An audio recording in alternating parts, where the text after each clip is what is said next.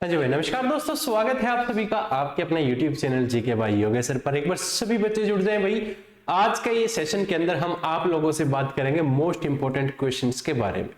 Video शुरू करने से पहले आप लोगों को बताना चाहूंगा कि भाई ये एमसीक्यूज की सीरीज आपकी हर रोज शाम 7 बजे होती है। सभी बच्चे इस सीरीज को जरूर लगाएं।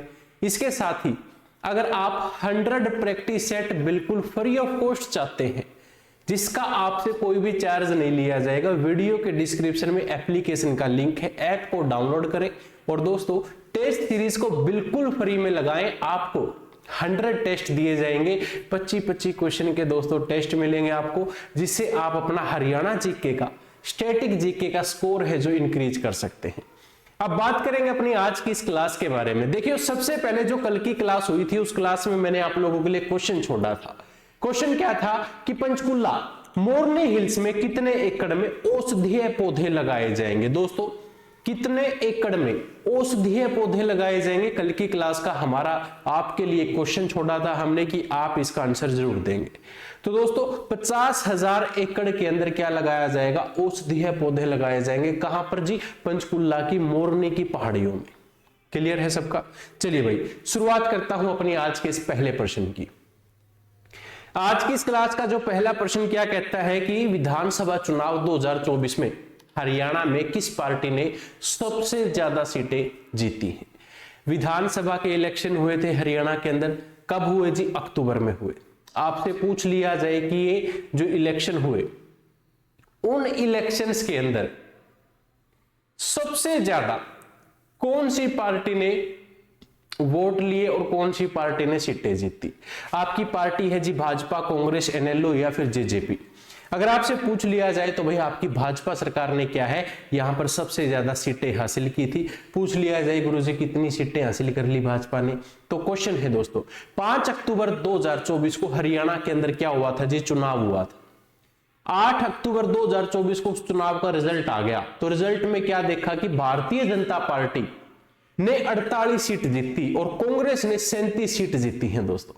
इसके साथ ही जो आपके निर्दलीय कैंडिडेट थे, 3 सीट निर्दलीय कैंडिडेट की थी और 2 सीट दोस्तों आपके एनएलओ ने क्या है जीती थी। आप सभी से पूछ लिया जाए क्या कि भाई आपके हरियाणा में क्या है विधानसभा के चुनाव कब हुए, तो चुनाव कब हुए जी? 5 अक्टूबर 2024 को ये चुनाव हुए थे।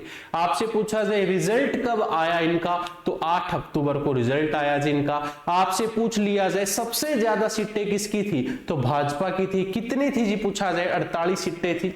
आपसे पूछा जाए कांग्रेस की कितनी थी? 37 सीटें थी। आपसे पूछ लिया जाए क्या कि जो आपके निर्दलीय कैंडिडेट थे वो कितने थे जो जीत चुके थे? 3 सीटें थी दोस्तों जो जीत चुके थे और 2 दोस्तों सीटें थी आपकी एनएलओ के पास गई थी। क्लियर है?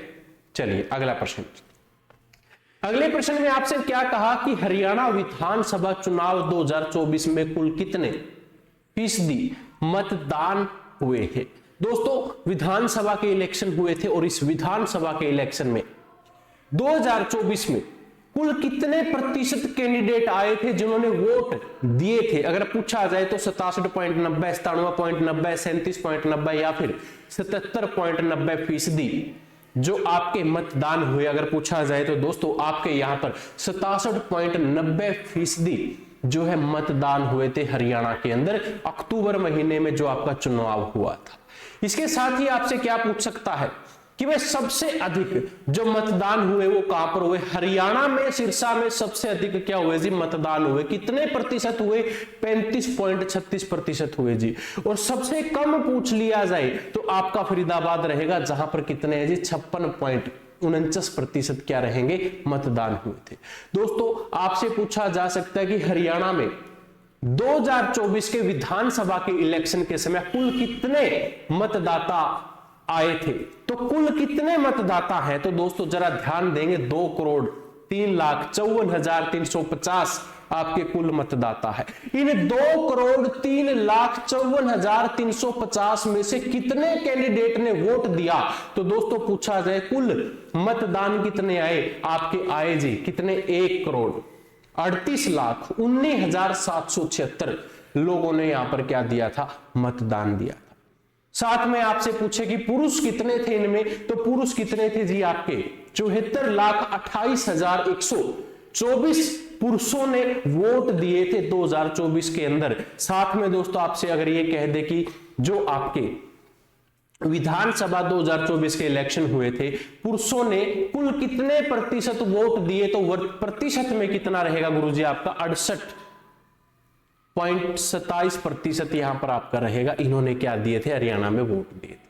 महिलाओं की बात की जाए तो 63,91,534 महिलाओं ने वोट दिए हरियाणा के अंदर, प्रतिशत 66.7% रहेगा। और दोस्तों जो आपके थर्ड जेंडरों की अगर बात की जाए तो 118 थर्ड जेंडर ऐसे लोग थे जिन्होंने विधानसभा 2024 में वोट दिया था। क्लियर जी, इसका स्क्रीनशॉट ले लेना, एग्जाम में आप लोगों से पूछा जाएगा। क्लियर सबका। चलिए बढ़ता हूं अगले पॉइंट की तरफ। अब क्या कहा कि सबसे ज्यादा मतदान कौन से बूथ पर और कौन सी जगह पर हुए, तो दोस्तों सबसे ज्यादा जो मतदान हुए हैं रादौर यमुनानगर के अंदर हुए हैं। बूथ नंबर पूछा जाए तो 172, और 172 बूथ नंबर पर कुल कितने प्रतिशत जो मतदाता आए थे या कितने मतदान हुए हैं, तो दोस्तों आपके 99.74% यहां पर क्या आए हैं, मतदान हुए हैं आपके, जो आप लोगों के लिए इंपॉर्टेंट है। क्लियर सबका। अब दोस्तों सबसे कम कहां पर हुए, पंचकुला में कितने दोस्तों 82 नंबर बूथ था आपका, और दोस्तों आपके यहां पर दोस्तों 17.59 आएगा। यहां बीच में एक छोटी सी मिस्टेक है, पॉइंट नहीं लगा, तो इसलिए आप इसमें पॉइंट लगा लेना, कभी सोचो 1759 है, 59 है। ठीक है, तो ये आपका क्या रहेगा, बीच में पॉइंट जरूर लगा लेना, जो आप लोगों के लिए इंपॉर्टेंट है जी। हाँ जी, चलिए अगला प्रश्न दोस्तों आप सबके सामने आ जाता है। अगला प्रश्न क्या कहता है कि हरियाणा के किस व्यक्ति ने एशिया में सबसे ज्यादा रक्तदान शिविर लगाने पर अपने नाम दोस्तों किस बुक के अंदर, आपकी एशिया बुक ऑफ रिकॉर्ड के अंदर अपना नाम दर्ज करवाया है। हरियाणा का एक ऐसा व्यक्ति है, एशिया में नंबर 1 हो चुका है जी। आपसे पूछ लिया जाए कि एशिया में नंबर 1 कैसे हुआ, उसने रक्तदान शिविर लगा लिए जी। रक्तदान शिविर लगाने से दोस्तों ब्लड क्या होता है, इकट्ठा होता है, और सरकारी जो ब्लड बैंक होते हैं वहां पर ब्लड इकट्ठा ज्यादा हो गया, यानी कि लोगों के काम आएगा। तो दोस्तों उस व्यक्ति का नाम पूछ लिया जाए, क्या उसका नाम कपिल किशोर है, दीपक ठाकुर है, जयवीर है, या फिर श्याम पाल है।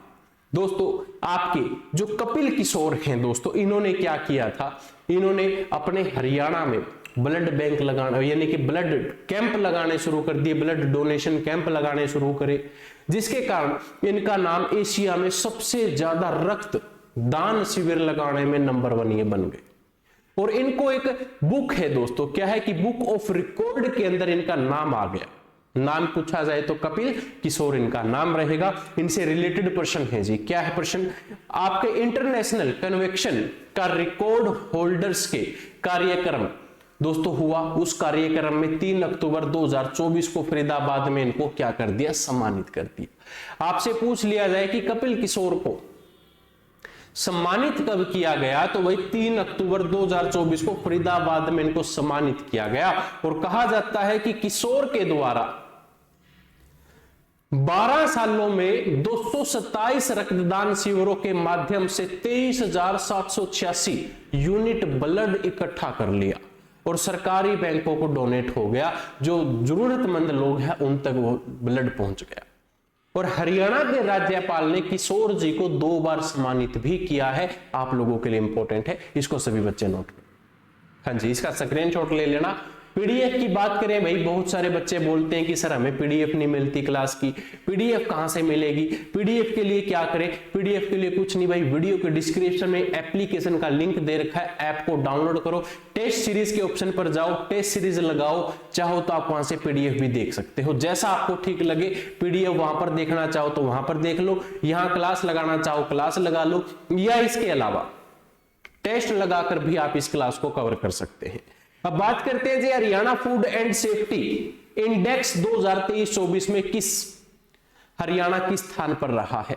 तो हरियाणा दोस्तों पूछ लिया जाए कौन से स्थान पर रहा, क्या 16वें स्थान पर रहा, क्या 18वें स्थान पर रहा, क्या वो 11वें स्थान पर रहा, क्या वो 8वें स्थान पर रहा। आपसे पूछा जाए तो हरियाणा हमारा 16वें स्थान पर रहा था। दोस्तों Haryana food and safety index 2024 की अगर बात की जाए तो हमारा हरियाणा पहले 20वें स्थान पर था, लेकिन आज दोस्तों ये 16वें स्थान पर आ चुका है। जानते हैं कैसे? जैसे कि आप देख पा रहे हैं जी, हरियाणा 16वें स्थान पर है, लेकिन आपसे पूछ लिया जाए कि पहले स्थान पर कौन है, तो पहले स्थान पर केरल है, दूसरे स्थान पर तमिलनाडु है। और दोस्तों 2022 और 23 की बात की जाए तो हरियाणा पहले कौन से स्थान पर होता था? 20वें स्थान पर होता था, और 20वें से दोस्तों ये कौन से स्थान पर आ गया? 16वें स्थान पर आ गया। क्लियर सबका? इसको सभी बच्चे एक बार नोट कर, हाँ जी, यहां तक सभी बच्चे एक बार नोट कर लो इसको। इसकी पीडीएफ मैंने आप लोगों को बता दी है। अगर आपको पीडीएफ एप्लीकेशन पे ना मिले तो वीडियो के कमेंट बॉक्स में कमेंट कर देना, आपको पीडीएफ व्हाट्सएप के सहारे भी आपको दे दी जाएगी। ठीक है जी। अगला प्रश्न है जी क्वेश्चन नंबर 5, हाइफा अवार्ड 2024 से जींद के किस कलाकार को सम्मानित किया गया? दोस्तों एक अवार्ड है आपका हाइफा अवार्ड, और जींद का एक कलाकार है जी, उसको क्या करा? इस अवार्ड से सम्मानित किया गया। आपसे पूछ लिया जाए उस कलाकार का नाम क्या है, जैसे कि संदीप शर्मा है, मासूम शर्मा है, कुलबीर दनोदा जिसको आप केडी के नाम से जानते हैं, सुरेंद्र रोमियो, आपके 4 कलाकारों के नाम आपके सामने हैं। अगर आपसे पूछ लिया जाए कि भाई हाइफा अवार्ड 2024 से जींद के कौन से कलाकार को सम्मानित किया, तो जींद का कलाकार है संदीप शर्मा, और संदीप शर्मा को दोस्तों ये क्या है कि आपका सम्मानित किया गया था। साथ ही आप लोगों से पूछ लिया जाए कि संदीप शर्मा जींद में कहां के रहने वाले हैं, तो जो नरवाना के आपके रहने वाले। क्लियर सबका? चलिए भाई अगला प्रश्न आप सबके सामने है, क्या कहता है? चलिए, कि केंद्र सरकार की आयुष्मान भारत योजना के तहत अब किस उम्र के लोगों को भी मुफ्त इलाज मिलेगा? अब ये योजना तो बहुत अच्छी है, लेकिन इसमें जो उम्र है ना वो थोड़ी ज्यादा कर दी सरकार ने। कैसे? अब वो भी जानेंगे। देखिए भाई, केंद्र सरकार ने की योजना शुरू करी आयुष्मान कार्ड।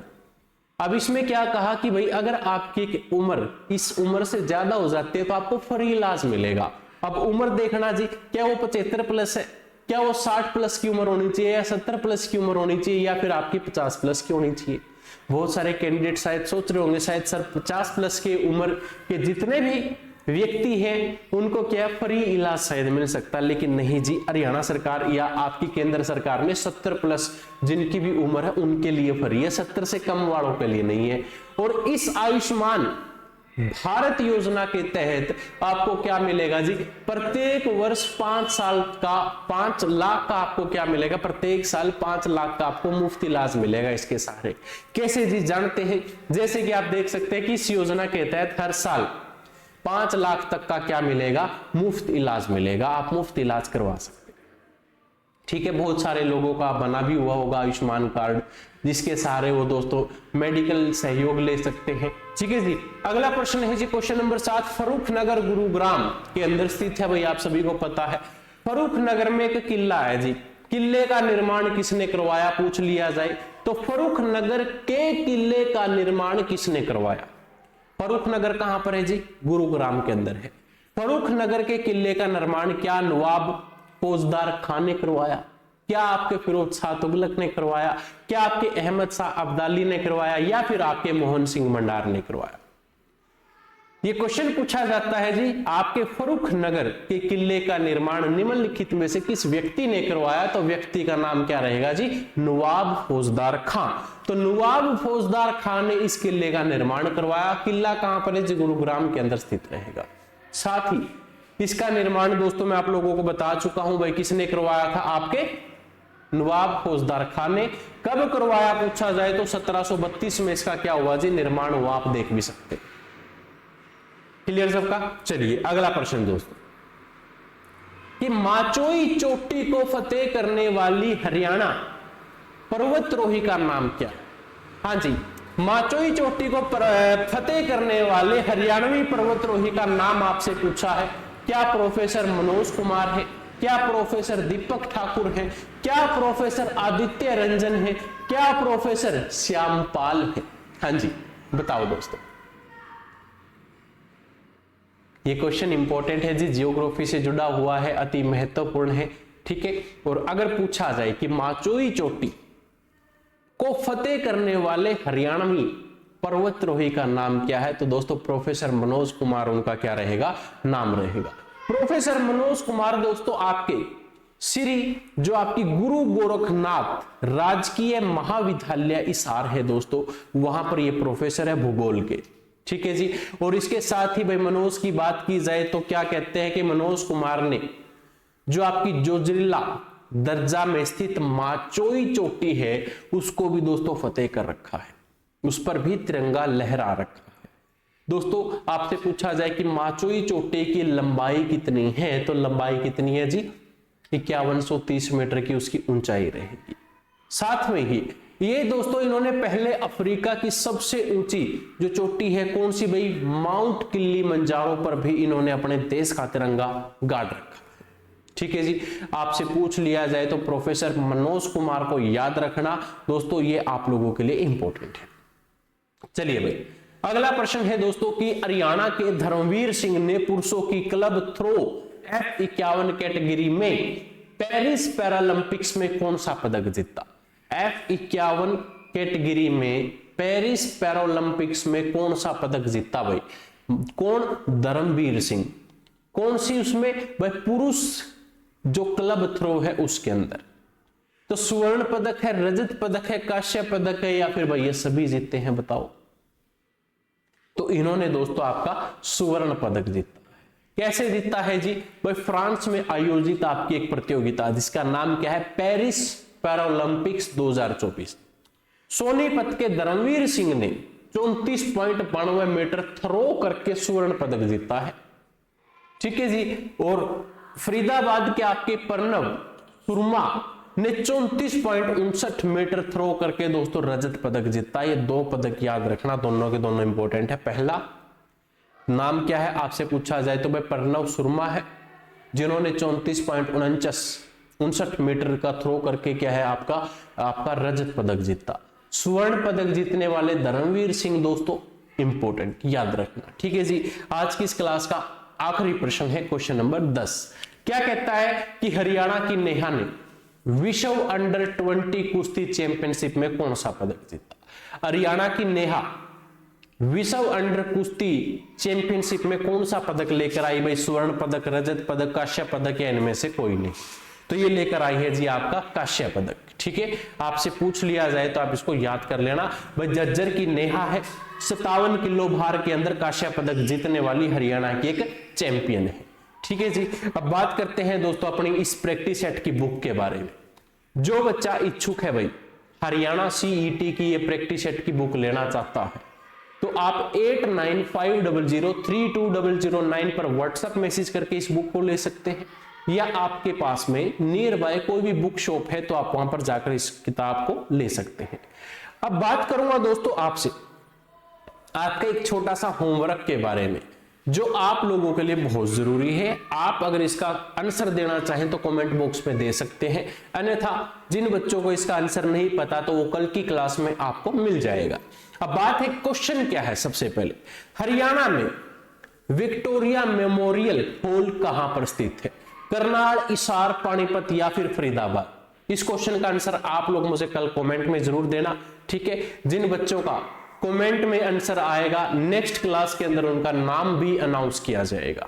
ठीक है। और दोस्तों जो बच्चा सबसे पहले आंसर देगा उसको हरियाणा CET का ये 10 प्रैक्टिस सेट की PDF बिल्कुल फ्री दे दी जाएगी। ठीक है जी। अब बात है दोस्तों आपके अपने YouTube चैनल को लाइक, शेयर, सब्सक्राइब और कमेंट जरूर करना। जो चैनल पर पहली बार आया तो भाई वीडियो पे कमेंट जरूर करना और बताना कि आपको ये क्लास कैसी लगी। ठीक है। मिलता हूं आप लोगों को कल की क्लास में, और जाते जाते इस क्वेश्चन को सभी बच्चे देख लें। कल की क्लास में सभी बच्चे इसका आंसर जरूर दें। ठीक है जी। चलिए मिलता हूं आप लोगों को अगली अपडेट के साथ।